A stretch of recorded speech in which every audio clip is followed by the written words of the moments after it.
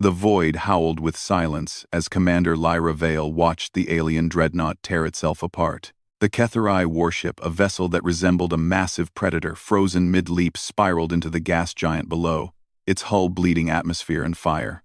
Humanity had won this skirmish, but the victory tasted like ash.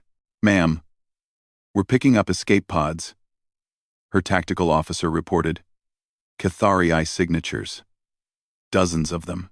Lyra's jaw tightened. The Kethari were apex predators from a world of endless winter and volcanic hellscapes.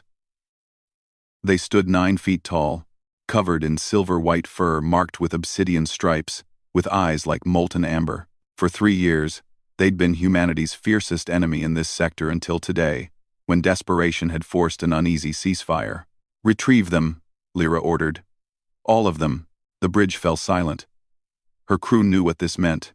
The treaty was barely hours old, signed in the blood of both species after the hive had emerged from dark space, a threat that made old enemies into reluctant allies. The cargo bay of the UES Defiant became a makeshift refugee center.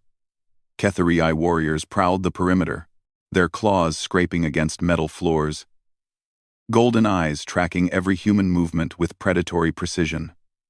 They were wounded, furious, and grieving. Lyra walked among them, unarmed, her hands visible.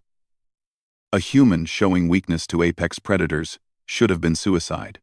Instead, the Kethari watched with something approaching curiosity. Humans, they'd learned, were strange creatures, soft-bodied and fragile, yet capable of horrifying stubbornness. She found him in the corner, a massive alpha male, his fur matted with blood, cradling something small against his chest. His designation was listed as Warlord Kravik, second in command of the destroyed dreadnought. But the way he hunched over the tiny forms made him look less like a warlord and more like something broken. "Warlord," Lyra said softly. His head snapped up, lips peeling back to reveal fangs designed to crush bone. A warning growl rumbled from his chest, a sound that made her spine want to liquefy. She didn't flinch. Couldn't afford to.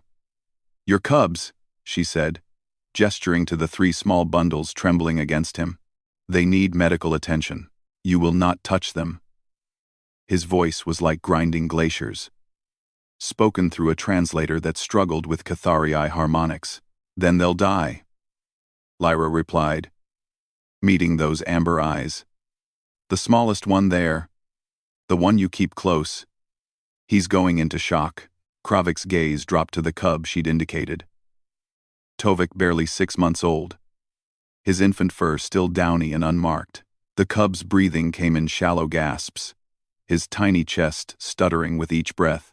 "My mate," Kravik rumbled. "She died ensuring they reached the pods. I will not dishonor her by giving them to prey species." Lyra felt something crack in her chest. She'd lost people too, her entire squad on Proxima Station when the Kethari first attacked. She understood the weight of that kind of grief. "I'm not asking you to give them to me," she said quietly. "I'm asking you to let me help them survive. For her sake." The Alpha stared at her for a long moment. Then, with agonizing slowness, he extended Tovik toward her. The cub mewed weakly, his small claws flexing against his father's fur. The next 72 hours turned Lyra into something she'd never imagined. A human nursemaid to alien cubs, while their world burned around them. The hive struck the Kethari homeworld during the 2nd day. Lyra watched the tactical feeds from the medical bay. Tovik cradled against her chest while human medics worked frantically to stabilize the other cubs. The planet below, a beautiful nightmare of ice sheets and volcanic plains, disappeared beneath a swarm of biomechanical horrors. "We have to go down there," Lyra told her XO. "The Kethari have civilians in the southern compounds." "Commander, that's suicide. The hive has already established atmospheric dominance. Then we take shuttles, low and fast." It was madness. The kind of madness that made humans humanity. The shuttle bucked through superheated air, alarms screaming as hive interceptors swarmed like mechanical locusts. Lyra held Tovik in one arm and a plasma rifle in the other, while behind her, Kravik and his warriors prepared for what would likely be their final hunt. They crashed 3 kilometers from the compound. The impact threw Lyra against the bulkhead hard enough to crack ribs. Tovik shrieked, a sound that pierced through the ringing in her ears and got her moving when her body wanted to quit. "Move, move," she roared, hauling herself upright. The landscape was hell itself. Volcanic vents spewed columns of flame into the ice-choked air. Hive constructs skittered across frozen plains, converting everything organic into more of themselves. And somewhere ahead, through that nightmare, Catharii cubs huddled in underground shelters. Lyra ran. She ran through flame that melted the snow around her boots. She ran across ice sheets that cracked under explosive fire.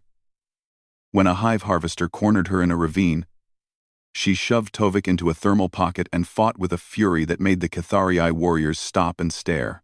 Humans, they realized, became something else when protecting the helpless. Something terrifying. By the time they reached the compound, Lyra was bleeding from a dozen wounds, her armor half melted, her lungs burning from toxic fumes. But Tovik was alive, pressed against her chest, his small heart beating against her broken ribs. The shelter doors opened. Catharii civilians emerged, wide-eyed at the sight of a human carrying one of their young through an apocalypse. Kravik approached her slowly, reverently. He reached for Tovik, and Lyra's arms trembled as she transferred the cub. The alpha's massive claws were surprisingly gentle as he examined his son. "You crossed flame and ice," Kravik said, his voice filled with something humans had never heard from Catharii before.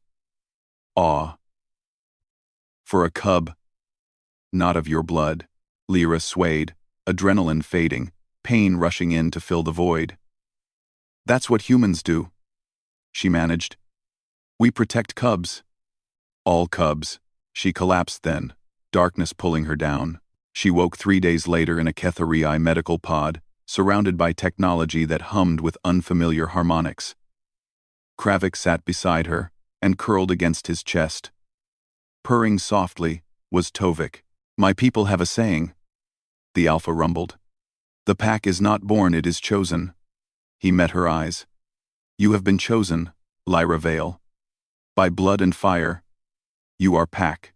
Outside, human and Catharii ships flew in formation against the hive. Two species who'd been enemies now bound by something stronger than treaties.